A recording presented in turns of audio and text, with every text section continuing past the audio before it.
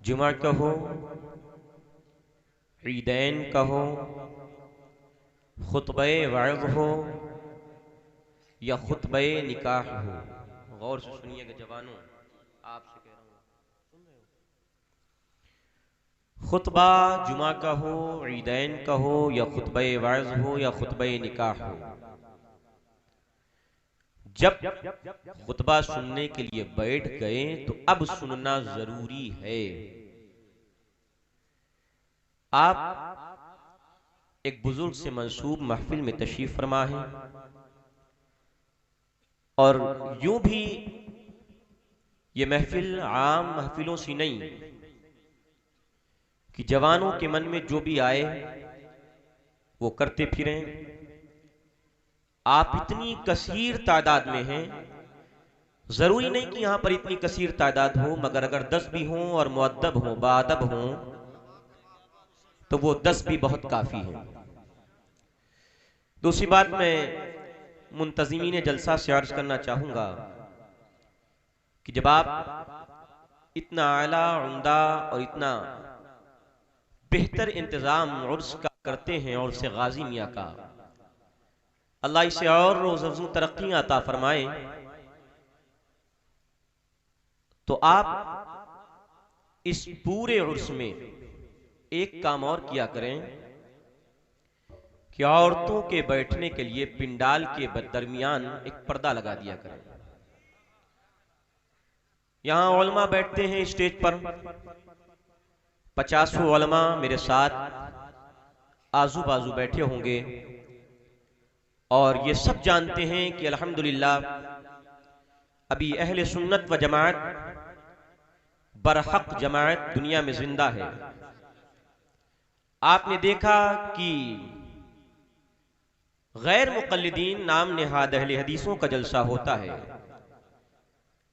یا دیوبندی جماعت اور مکتب فکر سے تعلق رکھنے والے یا رافضیوں کی جب محفل ہوتی ہے تو مرد و عورت کی مخلوط تعلیم، مخلوط محفل کا انتظام ان کے یہاں ہوتا ہے، مگر الحمدللہ ہم اس بریلی شریف سے تعلق رکھنے والی جماعت ہیں کہ جس بریلی کا فتویٰ کل بھی تھا اور آج بھی ہے کہ مخلوط تعلیم اور مخلوط محافل ناجائز ہیں، ناجائز ہیں، ناجائز ہیں۔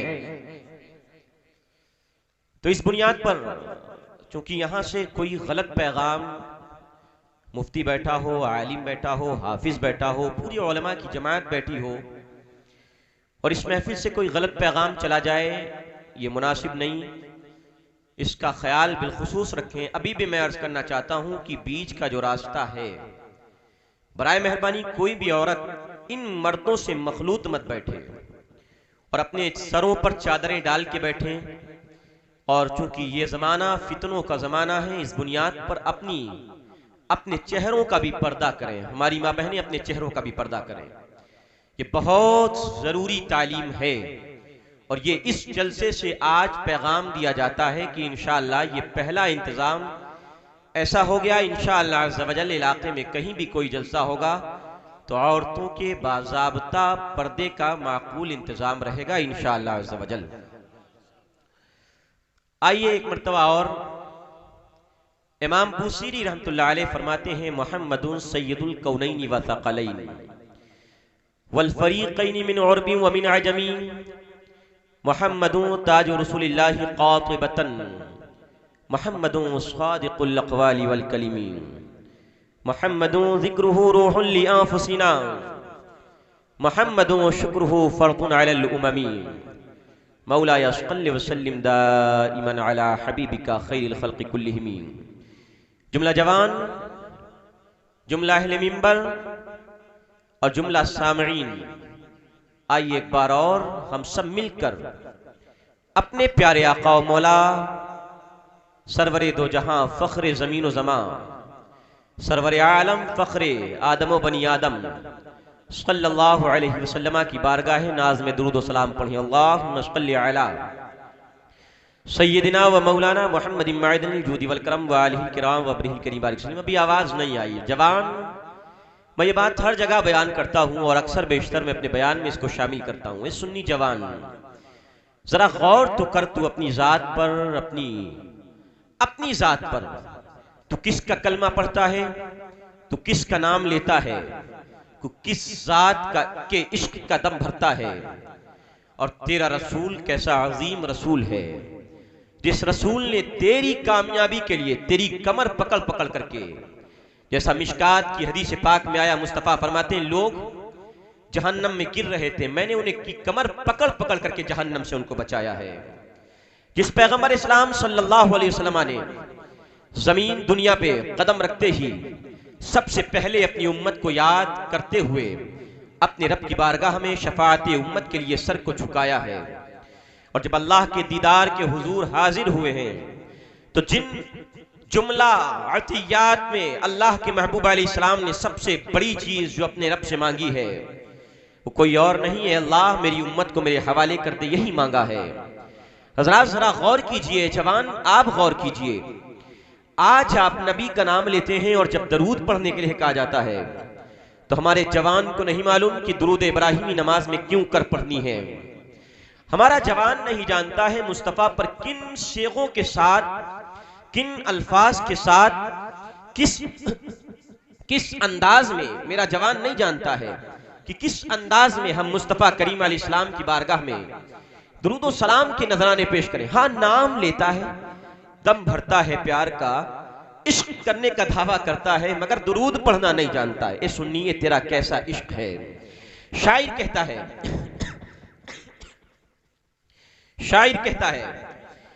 کہتا ہے کہ خشک شاخوں کو وہ تازہ گلاب دیتے ہیں، عہد پیری میں وہ پھر سے شباب دیتے ہیں. کیا مطلب؟ ابھی شعر نہیں سمجھ میں آیا ہوگا، آؤ سمجھاتے ہیں. شاعر کہتا ہے آپ نے دنیا کی عادت دیکھی ہوگی کہ دنیا میں جب کوئی شاخ خشک ہو جائے اور وہ رشتہ بہار سے اپنا توڑ لے، یا کسی شاخ کا رشتہ اس کی جڑوں سے ٹوٹ جائے، کوئی شاخ بہار کے منظر کو پیش کرنے کے بجائے خزاں کا منظر پیش کرنے لگے تو آپ نے نہیں دیکھا ہوگا کہ اس شاخ میں کلیاں مسکائی ہوں، آپ نے نہیں دیکھا ہوگا وہ شاخ بور کھلائے، آپ نے نہیں دیکھا ہوگا اس شاخ میں گلاب نکلے. اور اسی طرح آپ نے نہیں دیکھا ہوگا کہ جب کوئی بوڑھا ہو جائے، اس کی جوانی چلی جائے تو اب اس کے لیے جوانی لیت الشباب یعود کی منزل میں رہ جاتی ہے. اب جوانی واپس پلٹ کر کے نہیں آتی ہے اور انسان بوڑھا ہوا تو بوڑھا ہو کر کے موت کی آغوش میں چلا جاتا ہے، مگر جوانی واپس نہیں آتی ہے. اور یہ عادت کریمہ ہے، یہ فطرت کریمہ ہے رب کی، کہ فطرت خداوندی یہی ہے کہ جب انسان بوڑھا ہوتا ہے تو جوانی واپس نہیں پلٹتی ہے، اور جب شاخ خشک ہو جاتی ہے تو کلیاں نہیں مسکاتی ہیں، گلاب نہیں کھلتے ہیں. مگر ہاں یہ دنیا کی عادت ہے، یہ دنیا کا طریقہ ہے، یہ دنیا کی فطرت ہے، یہ عادتاً دنیا میں یوں ہی ہوتا ہے. جب انسان بوڑھا ہوتا ہے تو جوانی واپس نہیں آتی، اور جب شاخیں خشک پڑتی ہیں تو بور نہیں دیتے، کلیاں نہیں مسکاتی، گلاب نہیں کھلاتے. مگر مصطفیٰ کی بارگاہ وہ بارگاہ ناز اور بڑی عالی شان دربار ہے مصطفیٰ کا دربار، جس دربار سے اگر مصطفیٰ کی ابروؤں کا اشارہ ہو جائے تو یاد رکھیے جو شاخ گلاب دینا بند کر چکی ہے مصطفیٰ کے اشارے پہ گلاب دینا بھی چالو کر دیتی ہے، اور گیا ہوا بڑھاپا جوانی بھی واپس کر دیتا ہے. یہ مصطفیٰ کی شان کریمی ہے. تو شاعر کہتا ہے خشک شاخوں کو وہ تازہ گلاب دیتے ہیں، عہد پیری میں وہ پھر سے شباب دیتے ہیں. پڑھ لے درود غفلت نہ کر خدا کی قسم، تیرے سلام کا آقا جواب دیتے ہیں. اللہم صلی علی سیدنا و مولانا محمد معدن الجود والکرم. ہمیں نہیں یاد ہے؟ پڑھ لو، منہ چلا لو، لب ہلا لو، درود پڑھ لو. اللہم صلی علی، پورا مجمع پیچھے تک اللہم صلی علی، اللہم صلی علی سیدنا مولانا محمد معدن الجود والکرم وآلہ الکرام وابنہ الکریم بارک وسلم. آج آپ دیکھ رہے ہیں کہ آپ دیکھیے اللہ قرآن میں فرماتا ہے ان الذین آمنوا وعملوا الصالحات سیجعل لهم الرحمن ودا. بے شک وہ جو ایمان لائے اور نیک عمل کیے اللہ ان کے لیے محبت کو پیدا فرما دیتا ہے.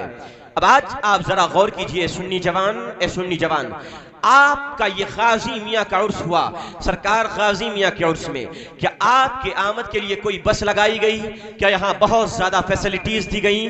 کہ یہاں بہت زیادہ آپ کو بیٹھنے کے لیے اچھے ناشتے کھانے پینے کا انتظام کیا گیا کہ آپ آئیں، یہاں آپ کو ناشتہ ملے گا، آپ کو اچھا کھانا ملے گا، آپ کو اچھی دعوت پیش کی جائے گی، آپ کے لیے اچھے انتظامات ہوں گے؟ گاؤں گاؤں کیمپین چلایا گیا کہ نہیں چلو غازی میاں کے عرس میں چلنا ہے، نہیں چلایا گیا، نہ گاؤں گاؤں کیمپین چلایا گیا، مگر آپ دیکھیے ذرا پیچھے تک نگاہیں اٹھائیے اور دیکھیے سرکار غازی میاں کے چاہنے والے، ایک اللہ سے محبت رکھنے والوں کا کیسا ٹھانٹے مارتا ہوا مجمع ہے۔ سوال یہ پیدا ہوتا ہے آخر اللہ رب العزت نے اہل ایمان کے دلوں میں، اہل اسلام کے دلوں میں ان غازی میاں کی ذات کے لیے اتنی محبت کیوں پیدا فرما دی ہے؟ انسان تو پورا کیمپین چلاتا ہے، جب کسی پردھان منتری کی، آج ملک کے پرائم منسٹر کی کوئی سبھا ہوتی ہے، کوئی ملک کے سی ایم کی سبھا ہوتی ہے، کسی نیتا کی سبھا ہوتی ہے، آپ دیکھیں پورا اس کے ماننے والے، اس کے جاننے والے کیمپین چلاتے ہیں اور پورا زور لگا دیتے ہیں سادہ پبلک آ جائے، سادہ لوگ اکٹھا ہو جائیں اور پرائم منسٹر کا بھاشن کامیاب ہو جائے۔ حضرات ذرا غور کیجئے، بسوں کا فری انتظام کیا گیا ہے، گاؤں گاؤں کیمپین چلایا جا رہا ہے، فلاں تاریخ کو فلاں بستی میں فلاں مقام پر فلاں پرائم منسٹر آ رہا ہے، فلاں شہر کا سی ایم آ رہا ہے، اس کی پارٹی سے محبت رکھنے والے پورا زور صرف کرنے کے بعد اتنی دل جمعی کے ساتھ پیسہ خرچ کرتے ہیں، ساری دولتیں لٹا دیتے ہیں کہ آؤ لوگوں کو لبھایا جائے اپنے نیتا کی طرف، اپنے قائد کی طرف لوگوں کو لبھایا جائے تاکہ لوگ اس مجمع کا حصہ بن جائیں، اس سبھا کا حصہ بن جائیں، اس میٹنگ کا حصہ بن جائیں، مگر اس کے بعد یہ امنگ، یہ جذبہ، یہ جوش، یہ محبت اور یہ قلبی لگاؤ اس کے بعد بھی محسوس نہیں کرتے ہیں۔ آج غازی میاں کے عرس میں آنے والے، جو غازی میاں کے دربار سے، غازی میاں سے وابستگی رکھنے والے، جو سرکار غازی میاں سے محبت رکھتے ہیں، سوال پیدا ہوا، ادھر پورا کیمپین چلایا جا رہا ہے، سبھا میں پیسہ خرچ کیا جا رہا ہے، اچھی فیسلٹیز دی جا رہی ہے، آخر وجہ کیا ہے؟ لوگ خود بخود نہیں کھنچ رہے ہیں، لوگ نیتا ہے، بڑا قائد ہے، بڑا لیڈر ہے، بڑا نیتا ہے، پرائم منسٹر ہے، سی ایم ہے، پھر بھی لوگ خود بخود نہیں کھنچ رہے ہیں، مگر غازی میاں کے آستانے پہ لوگ خود بخود کھنچ رہے ہیں۔ غوث اعظم کی 11ویں آتی ہے، سرکار بغداد شریف کی طرف ہزاروں فلائٹیں دنیا بھر سے روانہ ہو جاتی ہیں، سرکار خواجہ غریب نواز کا جب عرس مبارک اور چھٹی شریف آتی ہے، ہزاروں انسان بسوں کی بسیں لے کر کے گاؤں سے گاؤں سرکار خواجہ غریب نواز کے روضے پہ پہنچ جاتا ہے۔ آخر وجہ کیا ہے؟ تو قرآن صاف اعلان کرتا ہے، ہے لوگوں دل کی محبت اور ہے، پیسوں کی محبت اور ہے، بلڈنگ کی محبت اور ہے، کاروبار کی محبت اور ہے، دولت کی محبت اور ہے، عہدے کی محبت اور ہے، منصب کی محبت اور ہے، اور ایمانی محبت اور ہے۔ منصب کی محبت اور ایمان کی محبت میں فرق ہے۔ جہاں دولت کی محبت ہوتی ہے، منصب کی محبت ہوتی ہے، وہاں انسان پیسوں کی خاطر تھوڑی دیر کے لیے سر تو جھکا سکتا ہے مگر دل نہیں جھکا سکتا ہے۔ قرآن کہتا ہے ان الذین آمنوا وعملوا الصالحات سیجعل لهم الرحمن ودا۔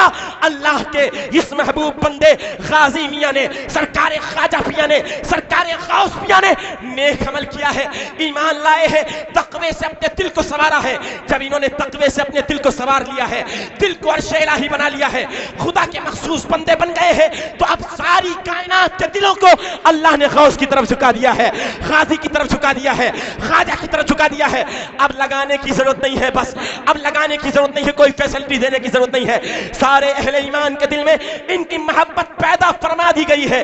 جب عرس آئے گا، ہر گاؤں سے، ہر بستی سے، ہر قریہ سے، ہر شہر سے لوگ دربار غوث کی طرف کھینچے چلے آئیں گے، سرکار خواجہ کی طرف کھینچے چلے آئیں گے، سرکار غازی میاں کے عرس میں کھینچے چلے آئیں گے۔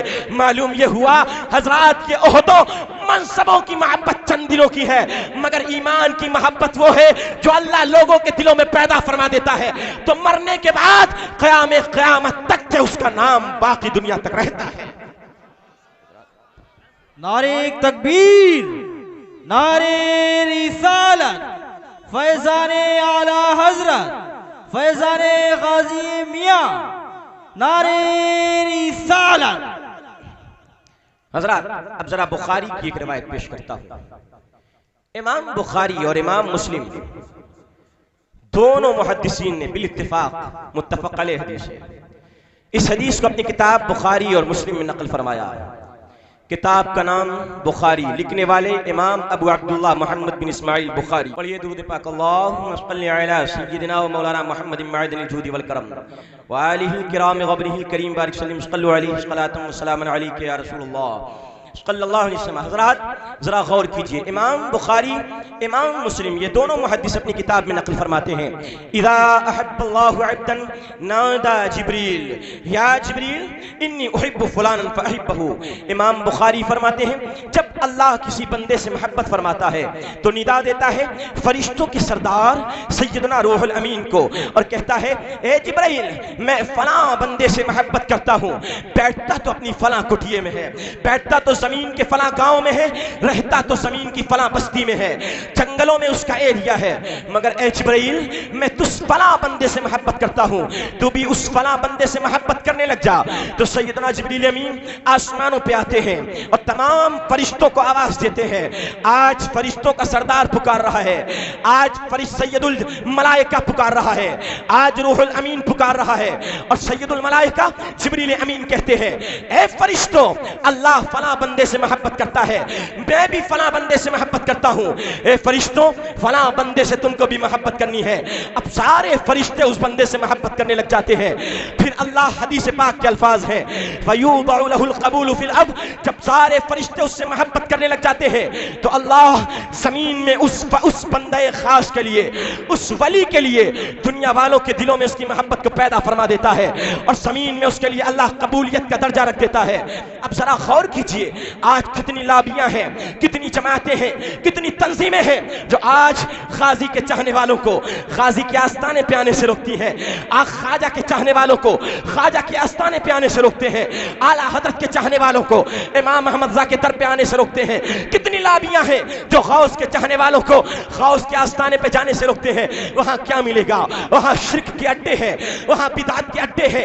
میں نے کہا حضرات یہ ہزاروں کیمپین چلاتے ہیں، گاؤں گاؤں بستی بستی بوریا بستر ٹانگ کر کے اولیاء اللہ کے مشن کو ختم کرنے کی کوشش کرتے ہیں، اولیاء اللہ کی محبتوں کو ختم کرنے کی کوشش کرتے ہیں، اور یہ چاہتے ہیں کوئی غوث کے دربار میں نہ جائے، کوئی غازی کے دربار میں نہ جائے، کوئی خواجہ کے دربار میں نہ جائے۔ مگر سوال یہ پیدا ہوتا ہے کیا غوث کی محبت ختم ہو گئی ہے لوگوں کے دلوں سے؟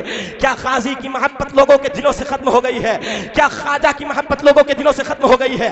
اہل ایمان جواب دیتے ہیں وہابی دیوبندی ہزارہ کیمپین چلائیں کہ غازی کی محبت نکل جائے، غوث کی محبت نکل جائے، سیدنا سرکار سالار کی محبت نکل جائے، مگر اس کے بعد نہیں نکلتی ہے۔ کیوں نہیں نکلتی ہے؟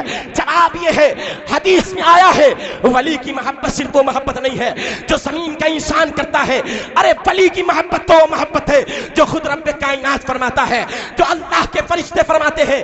ارے یہ تنظیم، یہ تحریک، یہ محبت اگر زمین کی پیدا کی ہوئی ہوتی تو زمین والے اسے مٹا سکتے تھے، فرش والے مٹا سکتے تھے، مگر یہ کیمپین، یہ تحریک، یہ تنظیم، محبت ولی کا یہ ترانہ فرشی نہیں بلکہ عرش کے مالک رحمان کا چلایا ہوا ہے۔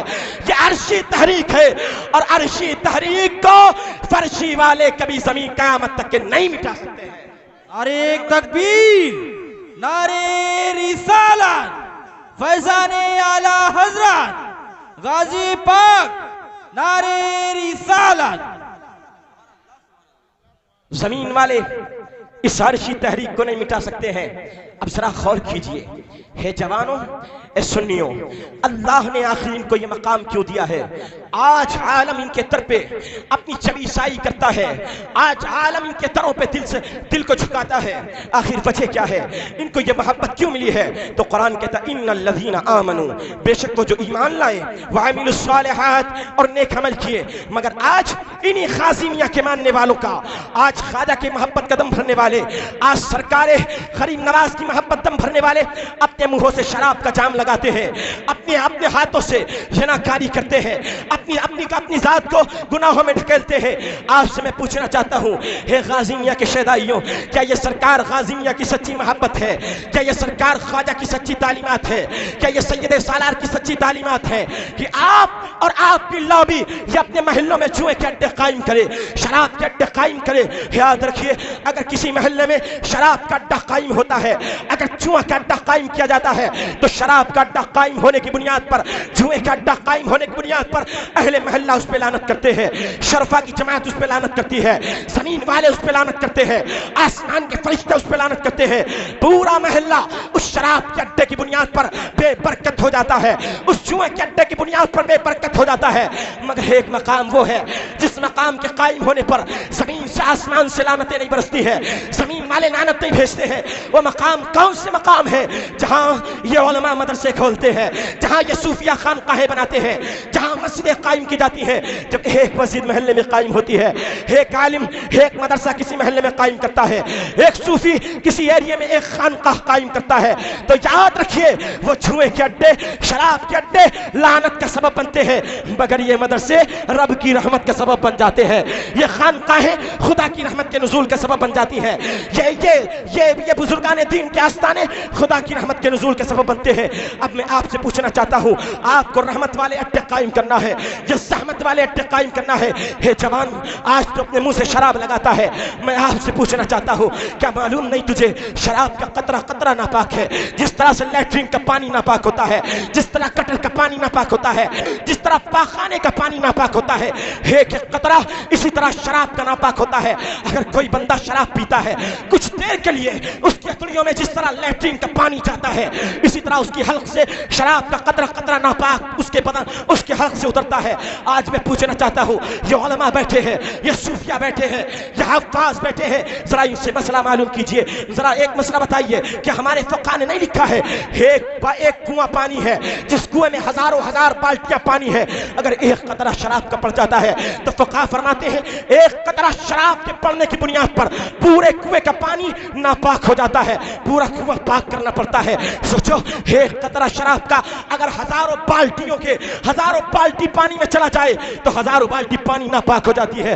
آج میں آپ سے پوچھنا چاہتا ہوں، کس طرح اتنی خلیص، کس طرح اتنا خلیص مشروب، کس طرح یہ شراب جو جس کا قطرہ قطرہ ناپاک ہے، تو اس زبان سے کلمہ پڑھتا ہے، شراب پیتا ہے، کیا تیرے نبی نے نہیں فرمایا ہے، مصطفیٰ نے فرمایا ہے، حدیث قدسی ہے، میرے آقا فرماتے ہیں جب بندہ شراب پیتا ہے اور شراب میں میرے مجھ سے نہیں ڈرتا ہے اور مجھ سے نہ ڈر کے شراب کا ایک قطرہ پیتا ہے، اللہ فرماتا ہے کل قیامت کا دن ہوگا، میں اسے جہنم میں ڈالوں گا اور جہنمیوں کا کھولتا ہوا پیپ اسے پلاؤں گا۔ اے جوان ذرا سوچ، جہنم کا کھولتا ہوا پیپ جب تیرے حلق سے اترے گا تو صوفیہ فرماتے ہیں یہ پیپ حلق سے نیچے اترتے ہی انسان کی آنتوں کے ٹکڑے ہو جائیں گے، انسان کی آنتیں پھٹ پڑیں گی اور بہہ پڑیں گی۔ ہے انسان تو اس عذاب کو کیسے جھیل سکتا ہے؟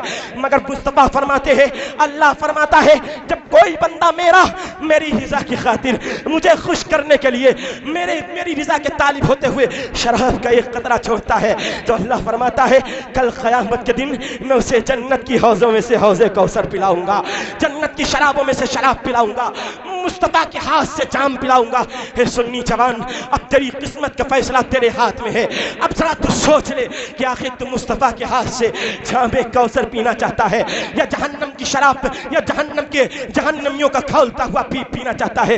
اے انسان، تو نے کیا سمجھا ہے؟ تو نے سمجھا ہے بڑی بلڈنگ بنانے میں کامیابی ہے، تو نے سمجھا ہے بڑے عالی شان محل بنانے میں کامیابی ہے، تو نے سوچا ہے بڑے عہدے پانے میں کامیابی ہے، تو نے سوچا ہے اچھی مال و دولت کمانے میں کامیابی ہے، مگر قرآن تو بتا، ہے قرآن کیا تو نے کامیابی کی ضمانت ان بڑی بلڈنگوں پہ لی ہے؟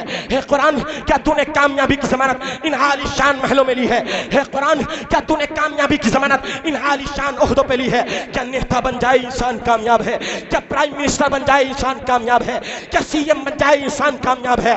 کیا چیئرمین ودھائک بن جائے انسان کامیاب ہے؟ کیا ہزاروں مالے کی بلڈنگیں تیار کرنے کے بعد انسان کامیاب ہے؟ تو قرآن کہتا ہے نہیں، میں نے مال حاصل کرنے والے کی کامیابی کی ضمانت نہیں لی ہے، میں نے بلڈنگ بنانے والے کی کامیابی کی ضمانت نہیں لی ہے، میں نے یہ عالی شان عہدے پانے والوں کی کامیابی کی ضمانت نہیں ہے، ہاں ایک کامیابی کی ضمانت لی ہے۔ قرآن کہتا ہے قد افلح من تزکا وذکر اسم ربہ فصلی بل تؤثرون الحیاۃ الدنیا۔ قرآن کہتا ہے تحقیق وہ بندہ کامیاب ہو گیا، وہ بندہ کامیاب ہو گیا، وہ بندہ کامیاب ہو گیا جس نے دل کو عشق رسالت کا مدینہ بنا لیا ہے، جس نے دل کو ذکر اللہ سے جاری کر لیا ہے، جس نے دل کو عرش الہی بنا لیا، وہ کامیاب ہو گیا۔ اور دل کو جاری کرنے کے بعد ایمان لانے کے بعد نیک عمل کرے، نماز کرے اور زبان پہ نام اللہ جاری کرے، وہ کامیاب ہو گیا۔ اللہ اکبر، یا رسول اللہ، زندہ باد، زندہ باد، اللہ اکبر، یا رسول اللہ۔ چونکہ وقت شارٹ ہے اس وجہ سے میں اپنی بیان کو مختصر سے مختصر کر کے ایک دو پیغام اور دینا چاہتا ہوں۔ حضرات، آپ کیا سمجھتے ہیں آپ کی یہ غافل زندگی آپ کو کل قیامت کے دن رب کے عذاب سے بچا لے گی؟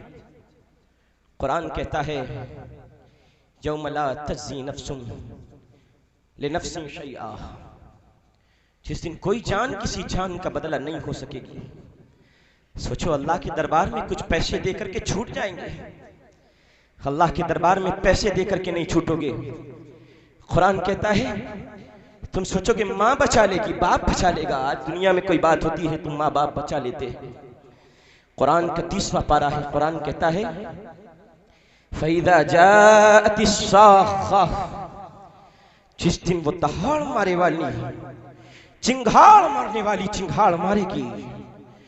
قرآن کہتا ہے فَإِذَا جَاءَتِ الصَّاخَّةُ يَوْمَ يَفِرُّ الْمَرْءُ مِنْ أَخِيهِ وَأُمِّهِ وَأَبِيهِ وَصَاحِبَتِهِ وَبَنِيهِ لِكُلِّ امْرِئٍ مِّنْهُمْ يَوْمَئِذٍ شَأْنٌ يُغْنِيهِ وُجُوهٌ يَوْمَئِذٍ مُسْفِرَةٌ ضَاحِكَةٌ مُسْتَبْشِرَةٌ وَوُجُوهٌ يَوْمَئِذٍ عَلَيْهَا غَبَرَةٌ تَرْهَقُهَا قَتَرَةٌ اولئک هم الکفرۃ الفجرہ۔ قرآن کہتا ہے جب قیامت چنگھاڑ مار کے آئے گی اس دن انسان اپنے باپ سے بھاگے گا، اپنی ماں سے بھاگے گا، اپنے بھائی سے بھاگے گا، اپنے دوست سے بھاگے گا، اپنی بیوی سے بھاگے گا، اپنے عزیز سے بھاگے گا۔ اور پھر کچھ چہرے قیامت کے میدان میں ایسے ہوں گے جن چہروں پہ آپ دیکھو گے کوئی خرد و غبار نہیں ہوگا، ان کے چہرے قیامت کے اس خوفناک منظر میں بھی مسکراتے ہوں گے، رب کی رحمت کے سائے تلے مچلتے ہوں گے، بے خوف ہو کر کے رحمت کی چادر تلے سوتے ہوں گے۔ اور یہ کون ہوں گے؟ معلوم ہے جنہوں نے اپنی زندگی اطاعت خداوندی میں گزاری، سرکار غازی میاں ہوں گے، سرکار سید سالار ہوں گے، سرکار تاج الشریعہ ہوں گے، سرکار اعلیٰ حضرت ہوں گے، سرکار غوث پاک ہوں گے، سرکار خواجہ اجمیری ہوں گے، اور ان کے نقش قدم پر سچے چلنے والے ہوں گے۔ تو قرآن کہتا ہے وجوہ یومئذ مسفرہ، اس دن کتنے چہرے ایسے ہوں گے جو روشن ہوں گے، ضاحکۃ مستبشرہ، ہنستے ہوئے مسکراتے ہوئے ہوں گے، ووجوہ یومئذ علیہا غبرہ، کتنے چہرے ایسے ہوں گے کل قیامت کے دن جن کے چہرے دھول سے اٹے ہوں گے، ہوائیاں اڑی ہوں گی، خوف و دہشت سے بدحواس ہوں گے۔ قرآن کہتا ہے اولئک هم الکفرۃ الفجرہ، یہ وہی لوگ ہیں جو اپنے رب پر ایمان نہیں لائے اور برے کام کرتے ہیں، برے کام کرتے ہیں، فسق و فجور کرتے ہیں۔ اے سنی جوان، شراب سے توبہ کر لے۔ تو کیا سمجھتا ہے ایک شرابی کو شریعت محمدیہ کہتی ہے 80 کولے لگائے جائیں۔ اگر اسلامی گورنمنٹ ہوتی ایک مرتبہ شراب پینے کا کی جو سزا ہوتی 80 مرتبہ کولے لگائے جاتے ہیں۔ 3 مرتبہ کے بعد بعض فقہاء کے نزدیک قتل کا پروانہ جاری کر دیا جاتا کہ قتل کر دیا جائے، اب اسے جینے کا حق نہیں ہے، یہ شراب کا عادی ہے۔ تو انسان شراب پینا بند کر دے، شراب سے دور ہو جا۔ اور آخری پیغام دے کے جاتا ہوں، میں آپ کے گاؤں میں کوئی پہلی مرتبہ نہیں آیا ہوں، آتا رہتا ہوں، کوئی پہچانے نہ پہچانے مگر 2 سال پہلے اسی عرص مقدس میں میری تقریر ہو چکی ہے عشق مصطفیٰ پر. اے سنی جوان، اس وقت بھی میں نے عرض کیا تھا اور آپ کو بتایا تھا، یاد رکھیے وہابیوں سے ہاتھ ملانے والوں، وہابیوں سے رشتہ داریاں کرنے والوں، وہابیوں سے شادیاں کرنے والوں، ان کے ہاں اٹھنے بیٹھنے والوں، ان سے تعلقات قائم کرنے والوں، کان کھول کر کے سن لو، وہابیت کفر ہے، وہابیت ارتداد ہے، دیوبندیت کفر ہے، دیوبندیت ارتداد ہے، رافضیت کفر ہے، رافضیت ارتداد ہے، قادیانیت کفر ہے، قادیانیت ارتداد ہے. اب سن لیجئے، صلح کلیت کفر ہے، عقائد کی صلح کلیت کفر ہے، کفر ہے، کفر ہے. اب آپ سوچو، ایک گستاخ کے ساتھ، ایک مرتد جماعت سے تعلق رکھنے والے کے ساتھ ایک وہابی کے گھر کی لڑکی اپنے گھر لے آئے، یا وہابی کے گھر کے لڑکے کے ساتھ اپنے گھر کی لڑکی کی شادی کر دے، اور آپ سوچو رشتہ نکاح قائم ہو گیا ہے، ایمانی رشتہ قائم ہو گیا ہے، یہ نکاح منعقد ہو گیا ہے. تو یاد رکھیے یہاں اتنے علماء بیٹھے ہیں، 100 عالم بیٹھے ہوئے ہیں، میں ان سب سے پوچھنا چاہتا ہوں وہاں سے لے کر کے یہاں تک کوئی عالم ہے جو مجمع سے کھڑا ہو کر کے یہ فتویٰ دے دے اور یہ بیان کر دے کہ مرتد کے ساتھ نکاح ہو سکتا ہے؟ خالد رضا اپنی پگڑی اتار کر کے اگر وہ ثابت کر دے زندگی بھر اس کی غلامی کرنے کے لیے تیار ہوں، مگر ہاں میرے فقہا نے فرمایا ہے، امام علامہ نظام الدین نے 500 علماء کی جماعت کے سامنے جس فتوے کو لکھا ہے، فتاوی عالمگیری میں فتویٰ موجود ہے، فتاوی شامی میں فتویٰ موجود ہے، فتاوی قاضی خاں میں فتویٰ موجود ہے، فتاوی تاتار خانیہ میں فتویٰ موجود ہے، فتاوی بزازیہ میں فتویٰ موجود ہے، رد المختار میں فتویٰ موجود ہے، کنز الدقائق میں فتویٰ موجود ہے. فقہائے کرام نے بالتصریح نقل فرمایا ہے، اور امام احمد رضا نے اپنی فتاوی رضویہ میں ان سب کا نچوڑ بیان فرمایا ہے لا یجوز نکاح المرتد مع احد. ارے وہابی کے ساتھ نکاح کی بات کرتے ہو، دیوبندی کے ساتھ نکاح کی بات کرتے ہو، کہتے ہیں وہابی دیوبندی کا نکاح دنیا میں انسان تو انسان ہے، کتے گھوڑے گدھے کے ساتھ بھی نہیں ہو سکتا ہے. اگر کوئی یہ سمجھتا ہے نکاح کرتا ہے اور نکاح ہو جاتا ہے، یاد رکھیے حرام رشتہ قائم ہوتا ہے، حرام رشتہ قائم ہوتا ہے. نکاح کرنے والا، نکاح کروانے والے، نکاح پڑھانے والے وہابیوں کے درمیان یہ سب کے سب لائق غضب قہار و جبار ہے، مستحق عذاب نار ہے، جہنم میں جانے کے حقدار ہیں. یاد رکھیے یہ رشتہ حرام ہے، حرام ہے، حرام ہے. نکاح ہوا ہی نہیں ہے، نکاح باطل و فاسد و قاصد ہے، اور جتنے بیٹے پیدا ہوں گے سب کے سب حرام ہوں گے، حرام ہوں گے، حرام ہوں گے، کسی کی نسل حلالی نہیں ہوگی. میں غلط کہہ رہا ہوں؟ کیا غلط کہہ رہا ہوں؟ میں آپ کی تائید چاہتا ہوں، آپ کی تائید چاہتا ہوں. حق ہے، حق ہے. ان علماء کے ساتھ اور ان کی تائید کے ساتھ یہ مسئلہ بیان کیا جا رہا ہے. یاد رکھو نکاح نہیں ہوگا، اور یہ سمجھو نکاح کرنے کے لیے کسی کو فوری کلمہ پڑھا لیں. یہ بھی سن لو، اعلیٰ حضرت نے بیان فرما دیا. کیوں مفتی محمود صاحب غلط تو نہیں پڑھ رہا ہوں؟ دیکھیے اعلیٰ حضرت نے فرمایا، اعلیٰ حضرت نے فرمایا اگر کوئی وہابی ہے، دیوبندی ہے، اور کہتا ہے میں نکاح کر لوں گا، کلمہ پڑھ کے سنی مسلمان ہو جاؤں گا، اعلیٰ حضرت فرماتے ہیں ایک مدت مدیدہ تک، ایک لمبی دراز مدت تک اس لڑکی کو یا لڑکے کو کلمہ پڑھا کر کے دیکھا جائے کہ یہ سنی مذہب پر قائم ہے، جی حالت سختی میں بھی سنی مذہب پر قائم ہے، حالت نرمی میں بھی. اعلیٰ حضرت نے دوسرے الفاظ کہے، میں اس کا مفہوم بیان کرتا ہوں، بہت سخت الفاظ ہیں. فرمایا شدت و غضب و یسر و عسر، ان سب مواقع پر دیکھا جائے کیا وہ سنی مذہب پر قائم ہے. جب قاضی تجربہ کر لے ہر حال میں یہ سنی بن چکی ہے یا بن چکا ہے، کہتے ہیں اب 6 مہینہ سال بھر کے تجربے کے بعد قاضی یا مفتی علاقے کا اجازت دے گا، ہاں فلاں سنی بن گئی ہے یا بن گیا ہے، اب اس سے نکاح کرنا حلال. اور پھر تاریخ ابن عساکر کے حوالے سے اعلیٰ حضرت نے روایت نقل فرمائی سنو، حضرت عمر فاروق کے زمانے میں سیدنا موسیٰ، امام ابو موسیٰ اشعری کے زمانے میں ایک شخص تھا جو گمراہ جماعت فرقہ قدریہ سے تعلق رکھتا تھا اور لوگوں کو تقدیر کے مسئلے میں بہکاتا تھا. سیدنا ابو موسیٰ اشعری نے حضرت عمر بن خطاب کے پاس پیغام بھیجا اور کہا ایک شخص ہے جو لوگوں کو تقدیر کے مسئلے میں بہکاتا ہے. حضرت عمر نے آرڈر جاری کیا اس کا سوشل بائیکاٹ کر دیا جائے. کوئی بندہ اس سے سلام کلام دعا اٹھک بیٹھک ملنا جلنا نہ رکھے, کوئی ایمان والا نہ رکھے. اب اعلیٰ حضرت فرماتے ہیں حدیث میں آیا ہے کہ اگر وہ بندہ آ جاتا اور اگر 100 سے لے کر کے 1000 لوگ بھی بیٹھے ہوتے, اس ایک گمراہ شخص کے آنے کی بنیاد پر وہ 100 کے 1000 لوگ ادھر ادھر ہو کر کے تتر بتر ہو کر کے اسے تنہا چھوڑ دیتے. جب تک کہ اس نے توبہ نہیں کر لیا ہے تب تک کہ اہل اسلام نے اس کے ساتھ یہی سلوک کیا ہے. قرآن بھی کہتا ہے وَإِمَّا يُنْسِيَنَّكَ الشَّيْطَانُ فَلَا تَقْعُدْ بَعْدَ الذِّكْرَىٰ مَعَ الْقَوْمِ الظَّالِمِينَ. قرآن کہتا ہے اگر بھولے سے تمہیں وہابی کے پاس شیطان بٹھال دے, اگر بھولے سے تمہیں وہابی کے ساتھ دیوبندی کے ساتھ شیطان بٹھال دے, تو قرآن کہتا ہے تو اس وہابی دیوبندی کے ساتھ یاد آنے کے بعد مت بیٹھو مت بیٹھو مت بیٹھو. اور ایک آیت میں قرآن کہتا ہے اگر تم ان ظالموں کے ساتھ مائل ہو گئے, ان کے ساتھ اٹھک بیٹھو کرو گے فَتَمَسَّكُمُ النَّارُ, قرآن کہتا ہے تمہیں جہنم کی آگ چھولے گی, تمہیں جہنم کا عذاب پہنچ جائے گا. تم وہابی نہیں بنے تھے, دیوبندی نہیں بنے تھے, قادیانی نہیں بنے تھے, مگر وہابی دیوبندیوں کے ساتھ تعلقات قائم کیے تھے, رشتہ داریاں قائم کی تھیں, اٹھک بیٹھک قائم کیا تھا. تو قرآن کہتا فَتَمَسَّكُمُ النَّارُ, تمہیں بھی جہنم کا عذاب پہنچ سکتا ہے. اس بنیاد پر اے پٹھانن پورا والوں, آج اس مجمع میں بیٹھ کر کے عہد کر لو کہ پورا گاؤں سنی ہے اور انشاءاللہ جیتے جی اپنی نسلوں کو تلقین کر کے جائیں گے کہ مسلک اعلیٰ حضرت پہ قائم رہنا ہے انشاءاللہ. بولو انشاءاللہ, بولو انشاءاللہ. ہاتھ اٹھا کر کے ذرا تائید کیجئے انشاءاللہ.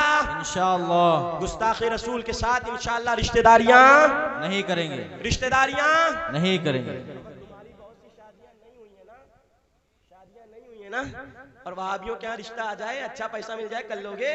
نہیں نہیں. ایمان پہلے ہے. آگ میں جانا پسند کر لینا, ٹکڑے ٹکڑے ہونا پسند کر لینا, مگر روپیوں اور مال و دولت کی وجہ سے ایمان کا سودا نہیں کرنا سنیوں. اب ایک نعرہ لگا دو آگے سے پیچھے تک. کون سا نعرہ؟ میں نعرہ لگاؤں گا اور آپ سب اس کا جواب دیں گے. کون سا؟ نعرہ تکبیر, اللہ اکبر, نعرہ رسالت, یا رسول اللہ, آپ بھی بول دیجئے, آپ بھی بول دیجئے, نعرہ رسالت, یا رسول اللہ. اب ایک نعرہ اور, جب میں کہوں یا صدیق تو آپ کو کہنا یا علی, جب میں کہوں یا علی تو آپ کو کہنا یا صدیق. کیونکہ آج بہت سے لوگ ایسے پیدا ہو گئے سنیوں میں جو مولائی جماعت سے تعلق رکھتے ہیں, جی جی, اور کہتے ہیں حضرت مولا کائنات کا پہلا مقام و مرتبہ ہے, حالانکہ اہل سنت کے ہاں صدیق اکبر کا پہلا مقام ہے. جی حق ہے.